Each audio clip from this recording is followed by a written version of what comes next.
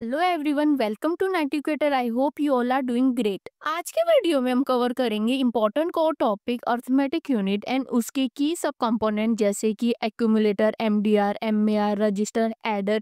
इन सबको डिटेल में समझेंगे, इनकी वर्किंग को भी डिटेल में समझेंगे। और अगर आपको किसी भी सीएस सब्जेक्ट की कोचिंग चाहिए तो जो आपको व्हाट्सअप नंबर स्क्रीन पे दिख रहा है उस पर आप मुझे मैसेज कर सकते हो, आपको कंप्लीट इन्फॉर्मेशन मिल जाएगी। चलिए स्टार्ट करते हैं। सबसे पहले समझते हैं अर्थमेटिक यूनिट क्या होता है। जैसे कि हम सीपीयू के अंदर कोई भी कैलकुलेशन को परफॉर्म करते हैं, चाहे हम एडिशन करें, चाहे हम सब्ट्रैक्शन करें, मल्टीप्लिकेशन करें, डिवीजन करें, तो ये सारा काम कौन करेगा? अर्थमेटिक यूनिट करेगा।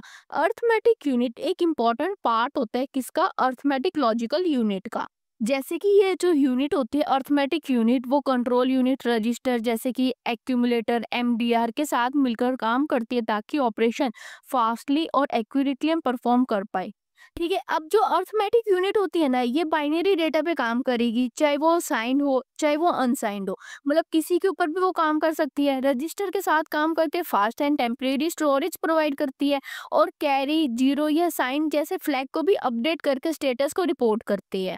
ठीक है, मतलब आपको क्लियर होगा कि अर्थमेटिक यूनिट क्या होती है। अर्थमेटिक यूनिट वो यूनिट होती है जो अर्थमेटिक लॉजिकल यूनिट के अंदर होती है, जो क्या करती है, सारी जो हमें कैलकुलेशन परफॉर्म करनी है जैसे कि addition, subtraction, multiplication, division, binary के ऊपर हमें परफॉर्म करना है, तो वो ये अर्थमेटिक यूनिट परफॉर्म करती है।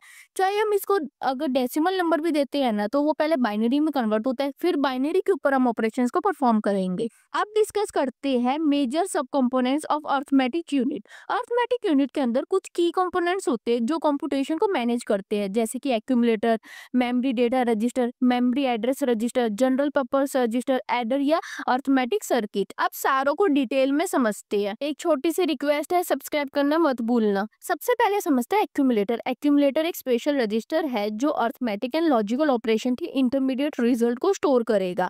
इसका मेन रोल क्या होता है? मेमोरी एक्सेस को कम करना। अब ये मेमोरी एक्सेस को कम कैसे करेगा? जो भी रिजल्ट होता है उसको सीपीयू के अंदर ही स्टोर करके रखेगा ताकि मेमोरी को कम एक्सेस हमें करना पड़े। ठीक है, अगर ये हमारा इंटरमीडिएट रिजल्ट स्टोर नहीं करेगा तो हम क्या करेंगे? जो हमारा इंटरमीडिएट रिजल्ट होगा उसको हम बार बार मेमोरी में सेव करेंगे और बार बार मेमोरी से फैच करेंगे, तो हमारा कहीं ना कहीं जो प्रोसेस होगी वो स्लो हो जाएगी। तो उस कम प्रोसेस को भी हम क्या करना है? फास्ट करना है, ताकि हमें हर बार इंटरमीडिएट रिजल्ट हमें मेमोरी से ना फैच करना पड़े। हम एक्यूमुलेटर का यूज करते हैं। ठीक है, अब इसका एग्जाम्पल क्या हुआ? जैसे कि हमें 5+3 करना है, तो अब जो इसका इंटरमीडिएट रिजल्ट 8 आया उसको हम एक्यूमुलेटर में स्टोर कर देंगे। अब ये डायरेक्टली हमारे अगले ऑपरेशन के लिए रेडी हो जाएगा। इसको हमको अगली बार अगले ऑपरेशन में मेमोरी से फैच करने की जरूरत नहीं है। ठीक है, अब समझते हैं memory data register. Memory data register एक बफर की तरह काम करता है जो मेमोरी एंड सीपीयू के बीच डेटा ट्रांसफर मैनेज करेगा। जब हम मेमोरी से डेटा रीड करना है वो पहले एमडीआर में आएगा, फिर सीपीयू या एक्यूमुलेटर तक जाएगा। जब डेटा मेमोरी में हमें राइट करवाना है वो पहले एक्यूमुलेटर या सीपीयू से एमडीआर में जाता है और फिर मेमोरी में वो स्टोर हो जाएगा। ठीक है, मतलब आपको समझ आ गया होगा कि हम एमडीआर का क्या यूज करते हैं। इंटरमीडिएट की तरह आप जैसे एक टाइप का बफर अज्यूम कर सकते हो। मतलब कोई भी अगर हमें डेटा को क्या करना है, रीड करना है मेमोरी से, तो पहले मेमोरी से उस एमडीआर में डालेंगे, एमडीआर से हम सीपीयू या एक्यूमुलेटर में डाल देंगे डेटा को। और वहीं हमें अगर सीपीयू से मेमोरी में कुछ डेटा को रीड करवाना है तो सीपीयू से पहले वो एमडीआर में आएगा, फिर एमडीआर से वो मेमोरी में चला जाएगा। मतलब एक टाइप का टेम्परेरी बफर इसको अज्यूम कर सकते हो। ठीक है, अब समझते हैं memory address register. Memory address register उस मेमोरी एड्रेस को होल्ड करता है जहां से हमें डेटा को रीड या राइट करना है, मतलब कि जहां हमें रीड या राइट ऑपरेशन को परफॉर्म करना है। ये मेमोरी को उस एग्जैक्ट लोकेशन को प्रोवाइड करता है। ज्यादातर हम एमडीआर एंड एमएआर को एक साथ पेयर करके हम यूज करते हैं, क्योंकि एमएआर क्या देगा? हमें एड्रेस देगा जहां से हमें डेटा को रीड या राइट करवाना है, और एमडीआर क्या करेगा? उस डेटा को लेके आएगा जिसको हमें रीड या राइट करवाना है। ठीक है, इतना क्लियर है? अब समझते हैं जनरल पर्पस रजिस्टर। ये रजिस्टर बेसिकली क्या करते हैं? ऑपरेंड को टेम्परेरी स्टोर करके रखते हैं ताकि कंप्यूटेशन हमारी फास्ट हो और हमें बार बार मेमोरी को एक्सेस ना करना पड़े। ठीक है, एक्यूमुलेटर में हम क्या स्टोर करते थे? इंटरमीडिएट रिजल्ट को। और हम जनरल पर्पस रजिस्टर में क्या स्टोर करेंगे? ऑपरेंड को हम स्टोर करेंगे। अब आपको एक डायग्राम भी दिख रहा होगा जिसके अंदर मैंने आपको पूरी वर्किंग दिखाई है कि ये कैसे वर्क करते हैं। सबसे पहले ये समझते हैं कि जो इसके अंदर हमने कंपोनेंट का यूज करा है उसको हम लोग पहले डिटेल में समझते हैं कि कैसे वो आपस में कनेक्टेड है। ठीक है, सबसे पहले आता है मेमोरी एंड एमएआर। एमएआर क्या करेगा? मेमोरी एड्रेस भेजेगा और मेमोरी से डेटा एमडीआर में आएगा हमारे पास। ठीक है, आप समझते हैं accumulator upper and accumulator lower क्या होता है। एक्यूमुलेटर हमने देखा क्या करेगा, इंटरमीडिएट रिजल्ट को या ऑपरेंड को स्टोर करेगा। तो जब हमारे पास सिंगल ऑपरेशन होती है तो एक हमारे पास सिंगल एक्यूमुलेटर काफी होता है, लेकिन जब हमारे पास कॉम्प्लेक्स ऑपरेशंस होती है जैसे कि बूथ मल्टीप्लिकेशन होगी, तो उसमें हमें एक्यूमुलेटर अपर एंड लोअर में डिवाइड करना पड़ता है, जिससे हम ज्यादा बिट्स को हैंडल कर सके एंड इंटरमीडिएट स्टेप्स को भी स्टोर कर सके। ठीक है, आप समझते हैं Q register upper and Q register lower क्या होता है। सबसे पहले ये समझते हैं क्यू रजिस्टर क्या होता है। क्यू रजिस्टर एक और रजिस्टर होता है जो एक्यूमुलेटर के साथ मिलकर काम करता है। स्पेशली हम इसको कहाँ यूज करेंगे, मल्टीप्लिकेशन एंड डिवीजन ऑपरेशंस में हम इसको यूज करते हैं।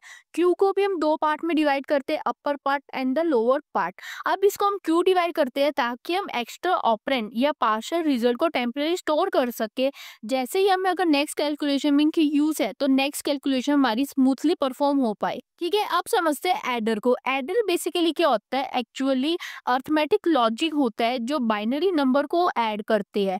ये बेसिकली एसी एंड क्यू के इनपुट से ही काम करते हैं। अब इसको जैसे ही दोनों इनपुट मिलेंगे तो एडर क्या करेगा, उनके ऊपर एडिशन परफॉर्म करेगा और जो रिजल्ट होगा उसको दोबारा एक्यूमुलेटर में ही स्टोर कर देगा। ठीक है, इतना क्लियर है। मतलब कि एडर क्या करेगा, जो भी हमारे पास एसी एंड क्यू से इसको इनपुट मिलते हैं उनके ऊपर एडिशन को परफॉर्म करते हैं एंड रिजल्ट को वापस से एक्यूमुलेटर में स्टोर कर देगा, इन सिंपल वर्ड्स। अब स्टेटस और फ्लिप फ्लॉप को हम समझते हैं। इसके अंदर हमारे पास तीन स्टेटस फ्लैग होते हैं, OVS overflow flag, S sign flag and DVS division flag. Basically status flip flop क्या होता है कि ये छोटा इंडिकेटर होता है जो सीपीयू को रिजल्ट के बारे में स्टेटस को बताएगा।